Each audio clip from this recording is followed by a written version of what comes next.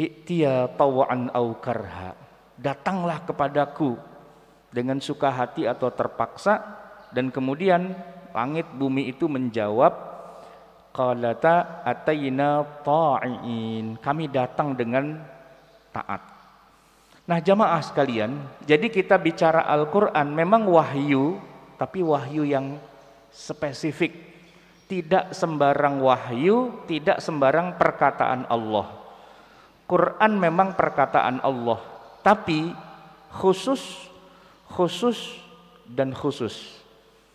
Pertama, khusus turun hanya kepada Nabi Muhammad sallallahu alaihi wasallam. Kalau kepada nabi-nabi yang lain itu bukan Al-Quran.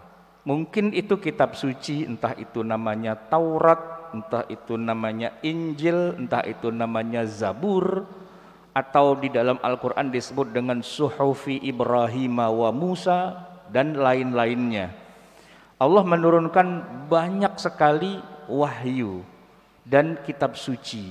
Tapi Al-Quran itu adalah kitab suci yang hanya turun kepada Nabi Muhammad sallallahu alaihi wasallam saja. Tetapi jamaah sekalian, sebenarnya Allah menurunkan wahyu kepada Nabi Muhammad itu banyak banget. Karena setiap gerak-gerik, tindak tanduk, perilaku, apapun yang dikerjakan oleh Nabi itu kan semua datangnya dari wahyu.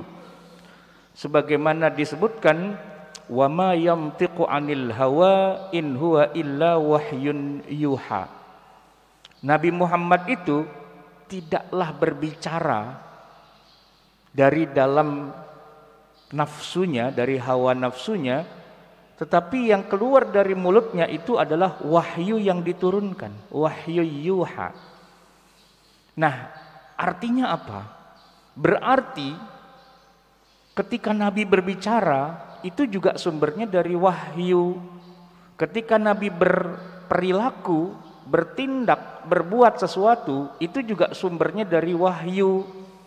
Bahkan ketika Nabi diam saja, tidak melakukan tindakan apa-apa, tidak ngomong apa-apa, mendiamkan satu masalah, itu wahyu juga. Nah berarti kalau begitu hadis-hadis Nabi itu termasuk wahyu juga. Padahal kita tahu Quran bukan hadis, hadis bukan Quran, walaupun sama-sama datangnya dari Allah. Lantas bagaimana kita membedakan antara Quran dengan hadis padahal dua-duanya datang dari Allah? Ada dua cara membedakannya. Yang pertama, al-muta'abbadu bitilawatihi. Quran itu kalau dibaca bernilai ibadah. Hadis Nabi kalau dibaca tidak bernilai ibadah. Maksudnya begini Pak, bukan berarti kalau baca hadis tidak dapat pahala gitu, bukan. Tapi berpahala itu satu hal, beribadah itu satu hal lagi. Tolong dibedakan. Ibadah, misalnya nih Pak, kita sholat berdiri, ruku, sujud, i'tidal, itu namanya ibadah, ya kan?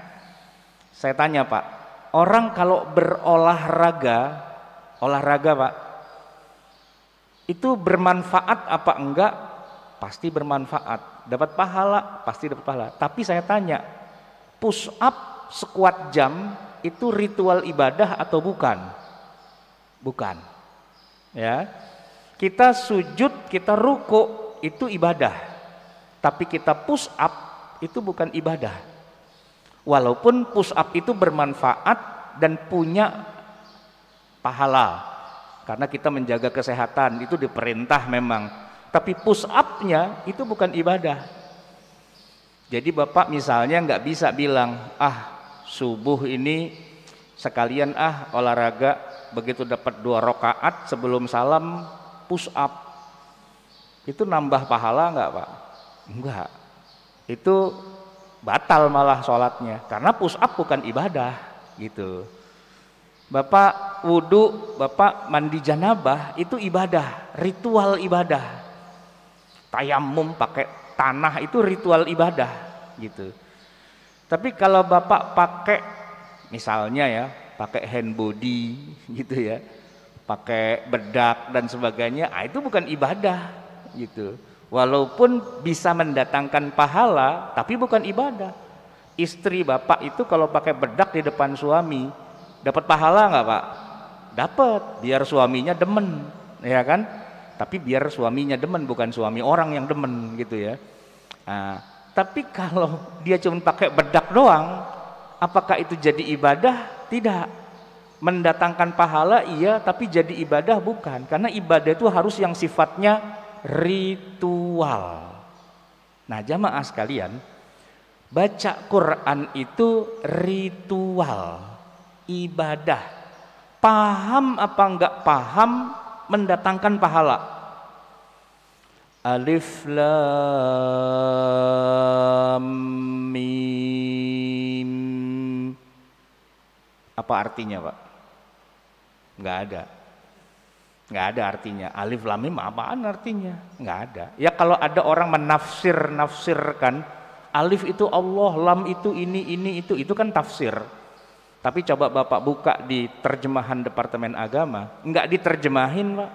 Ditulis aja alif lam mim begitu. Ya, dan dikasih footnote, hanya Allah yang tahu maknanya. Saya tanya Pak, kalau kita baca alif lam mim, secara makna kita nggak tahu, tapi secara ritual ibadah itu 30 pahalanya Pak. Karena satu huruf diganjar dengan 10 kebaikan. Alif lam mim berarti 3 huruf 30. Itu berpahala. Itu ritual ibadah. Bandingkan dengan hadis innamal a'malu binniyat, itu hadis Nabi, sumbernya wahyu, tapi membedakan antara ini hadis dengan Quran. Kalau Quran dibaca jadi pahala, kalau hadis dibaca nggak jadi ritual ibadah. Habis sholat Pak, Bapak nggak bisa ibadah tuh Assalamualaikum warahmatullah, Assalamualaikum warahmatullah, terus Bapak baca innamal a'malu binniyat, innamal a'malu binniyat, innamal a'malu binniyat, innamal a'malu binniyat 100 kali Pak, nggak ada pahalanya. Karena itu bukan zikir dan itu bukan ayat Quran. Lain kalau Bapak baca subhanallah walhamdulillah wala ilaha illallah wallahu akbar, itu zikir, walaupun bukan Quran itu berpahala. Nah, kalau Quran Pak dibaca, mau ayat zikir mau bukan zikir, pokoknya asalkan Quran dibaca per huruf 10 pahala. Kaf ha ya ain shad, kaf ha ya ain shad, udah 5 tuh Pak. Itu pahala. Nah, tapi kalau kita menyebutkan hadis Nabi tidak bernilai ritual ibadah. Tapi kalau isinya ada ilmunya dan kita pelajari, dapat ilmu, dapat ilmunya dari, dapat ibadah atau pahalanya dari ilmunya. Nah, jamaah sekalian, itu yang membedakan antara Quran dengan hadis dari sisi berpahala apa enggak, itu yang paling gampang. Makanya dalam definisi Al-Quran selalu disebutkan kalamullahil munazzal ala sayyidina Muhammadin sallallahu alaihi wasallam al-muta'abbad bitilawatihi, yang kalau dibaca itu menjadi ritual ibadah. Kemudian nanti ada lagi yang kedua, ini agak sedikit teknis ya. Hadis dengan Quran bedanya apa? Begini Pak, baik hadis atau Quran sampai kepada kita itu kan dengan riwayat guru Rasulullah membacakan itu kepada para sahabat, suaranya, bunyinya. Lalu oleh para sahabat dihafal, sebagian juga ditulis, dan kemudian diajarkan lagi kepada muridnya lagi, disebut dengan tabi'in. Tabi'in ngajarin lagi kepada muridnya lagi, tabi'ut tabi'in. Dan terus itu berlangsung sampai kepada kita. Itu Pak, baik Al-Quran ataupun hadis, dua-duanya sampai kepada kita lewat jalur periwayatan. Nah, bedanya apa? Begini Pak, Kalau yang namanya hadis kita tahu ada hadis yang mutawatir, ada hadis yang ahad. Mutawatir itu hadis yang diriwayatkan secara lengkap. Di setiap tobaqat, di setiap jalur perawi itu yang meriwayatkannya banyak. Yang tidak mungkin mereka saling berdusta, padahal mereka mungkin nggak saling bertemu. Jadi sebuah hadis kalau dibilang mutawatir itu terkonfirmasi dari sudut jalur yang manapun, semua mengatakan iya benar di semua tobaqatnya sampai ke sini. Nah, jalur periwayatan Quran dengan hadis di sini bedanya.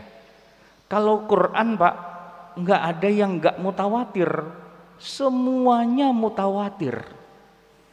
Yang kita baca dalam mushaf itu riwayat yang mutawatir semua. Kalau tidak mutawatir itu tidak dianggap sebagai Al-Quran yang mu'tamad, yang kita jadikan mushaf.